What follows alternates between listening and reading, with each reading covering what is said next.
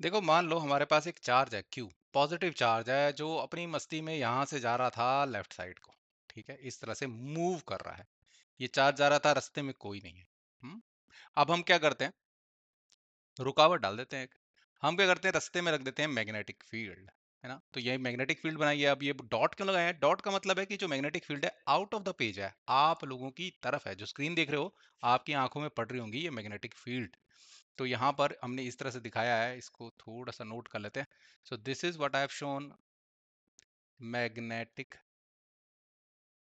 Field. और direction क्या होगी इसकी? Out of the page. यहाँ लिख देता हूँ, आउट ऑफ द पेज इसकी डायरेक्शन है। ठीक है। और ये चार्ज बेटा याद रखना है, पॉजिटिव चार्ज के लिए हम देख रहे हैं। ये क्यू के सामने मैं कुछ लगाया नहीं है, तो इसका मतलब ये नहीं है कि कुछ ये और चार्ज है। क्यू मतलब पॉजिटिव चार्ज। तो फिर से लेके चलते हैं, अब क्या होगा इसके साथ। ठीक है, देखो यहाँ पर अगर इस चार्ज को मैं यहाँ लाता हूँ, ठीक है, तो देखा जाता है कि ये चार्ज, अभी तो कुछ नहीं है मैग्नेटिक फील्ड, तो कोई बात नहीं। पर जब मूविंग चार्ज किसी मैग्नेटिक फील्ड में जाता है ना, इसको धक्का लगने वाला है, इसको फोर्स लगने वाली है, और हम देखते हैं ये ऊपर को उठने लगता है। अरे भाई ऐसा क्यों हो रहा है, ये ऊपर को क्यों जा रहा है? दोबारा से, जो हमने मूविंग चार्ज यहाँ से राइट से लेफ्ट लाए, जैसे ही मैग्नेटिक फील्ड आई, इसको फोर्स लगने लगी, ऐसे ना कर्व जैसी बनाने लग गया ऊपर को, जैसे कोई चीज इसे फोर्स लगा रही हो। ये फोर्स किसके कारण हुई सर? पहले तो सीधे आ रहा था, है ना। जैसे ही मैग्नेटिक फील्ड आती है, उसके कारण इस पर मैग्नेटिक फोर्स लगती है, जिसके कारण ये ऐसे ऊपर उठ रहा है। यहाँ पर एक चीज और सोच सकते हैं कि सर ऐसे गया और ऐसे सीधे क्यों नहीं चले गया ऊपर, है ना। उसका फर्क पड़ेगा बेटा। देखो, जब यहाँ पर ये जा रहा था इस स्पीड से, तो इसकी अपनी स्पीड भी होगी ना, कुछ इनर्शिया होगा। तो ये अपने इनर्शिया के कारण थोड़ा सा इधर जा रहा होगा, है ना। और जो फोर्स लग रही है वो ऊपर को, तो जो हमें रिजल्ट मिल रहा है ना, वो ऐसे कर्व जैसे सर्कल जैसा ऐसे बनते हुए दिख जाएगा हमें। अब ये कैसे पता लगाएं सर, यहाँ पर इस पर फोर्स कौन सी डायरेक्शन में लग रही है? तो देखिए, स्टार्टिंग से करते हैं। यहाँ से लेके आए और इसको यहाँ पर हमने फोटो खींच ली, यहाँ पे रुक जाते हैं। और अब थोड़ा सा ड्राइंग कर लेते हैं। सबसे पहले तो बता देते हैं भाई कि इसकी डायरेक्शन कहाँ है, किस तरफ को जा रहा है ये। थोड़ा सा यहाँ पर डायग्राम बना ले कि सर इसकी जो वेलोसिटी है वो इस तरह जा रही है। ये हो गई v, है ना। ये होगी मैग्नेटिक फील्ड, यानी कि b की डायरेक्शन भी पता है।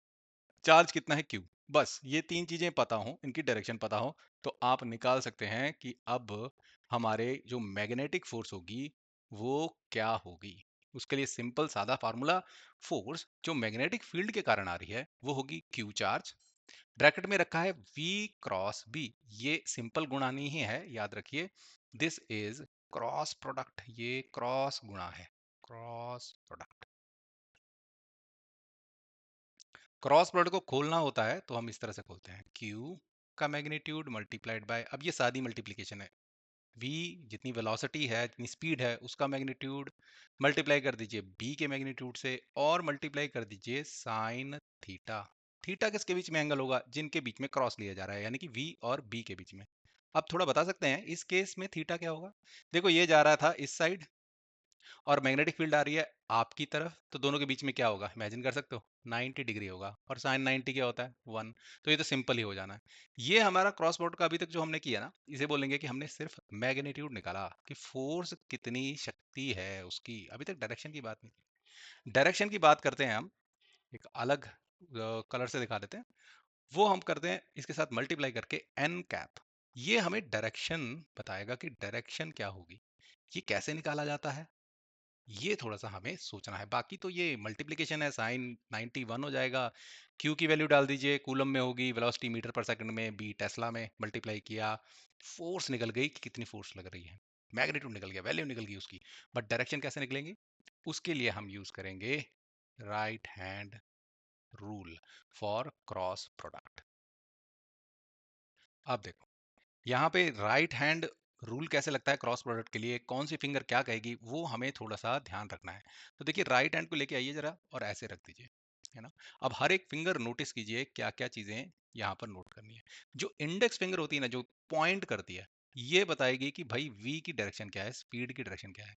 थोड़ा सा टेढ़ा सा करके बनाया है, जिससे हाथ की फिंगर दिखे ना, वैसे यहाँ पर सीधी होगी इस तरफ। तो आप स्क्रीन के साथ में अपना राइट हैंड यूज करेंगे, तो आपकी इंडेक्स फिंगर, यानी कि इंडेक्स फिंगर जिससे हम पॉइंट आउट करते हैं, वहां से पॉइंट आउट कर दीजिए कि भाई चार्ज तो इस तरफ जा रहा है। तो याद रखना, इंडेक्स फिंगर वी बताती है, तो this is your index finger, है ना। जो मिडिल फिंगर होगी, वो बताएगी हमें मैग्नेटिक फील्ड कहाँ होगी। ये थोड़ा सा टेढ़ा बना है, बट अगर आप इसको 90 डिग्री पे खोलोगे तो आप देखोगे कि जो आपकी फिंगर है, ये मिडल फिंगर जो है वो आपकी तरफ आ रही होगी, यानी कि जो आपकी मैग्नेटिक फील्ड है। तो जो मैग्नेटिक फील्ड की डायरेक्शन में मिडिल फिंगर हो जाएगी। अगर इस तरह से आप ये लगा देते हैं, जो जो थर्ड जो हमारा थंब है ना, ये जो तीसरा थंब खुलेगा, ये बता देगा डायरेक्शन ऑफ फोर्स।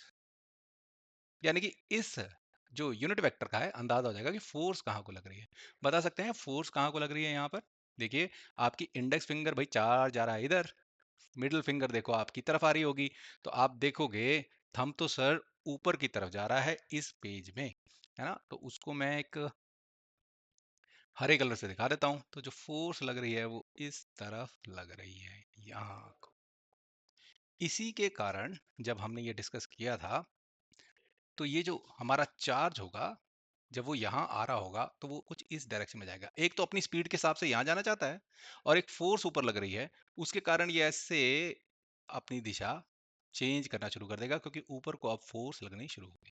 हाँ, यहीं पे स्टार्ट हो जाएगी यहाँ पर, बट यहाँ पर फोटो खींची थी और उसके बाद से प्ले किया मान लीजिए वीडियो, तो हम बता सकते हैं फोर्स इस पॉइंट पे अगर देखा जाए तो ऊपर की तरफ है। कहाँ से निकाली direction? With the right hand rule for cross product. ये रूल सिर्फ इसके लिए नहीं है, किसी भी क्रॉस प्रोडक्ट के लिए है। इसमें क्या करते हैं, इंडेक्स फिंगर को जो पहला वेक्टर है उसमें लगा देते हैं, लगा इंडेक्स फिंगर वी में लगा दी, दूसरा वेक्टर जो है उसमें मिडिल फिंगर होनी चाहिए।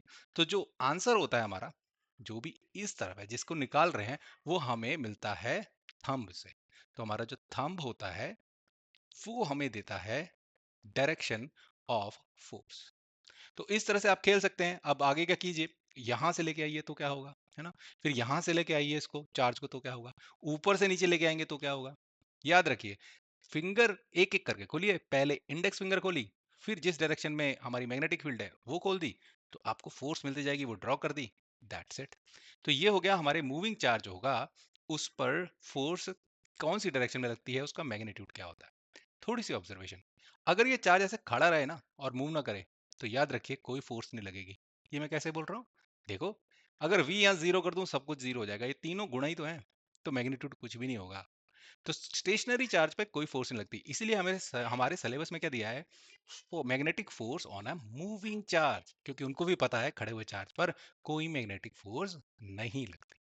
दूसरी ऑब्जर्वेशन, ये तीनों डायरेक्टली प्रोपोर्शनल है। चार्ज बढ़ाएंगे तो मैग्नेटिक फोर्स बढ़ेगी, स्पीड बढ़ाएंगे तब भी मैग्नेटिक फोर्स बढ़ेगी, मैग्नेटिक फील्ड स्ट्रॉन्ग कर देंगे तब भी मैग्नेटिक फोर्स बढ़ेगी। ये तीनों चीजें जो हैं वो डायरेक्टली प्रोपोर्शनल हैं।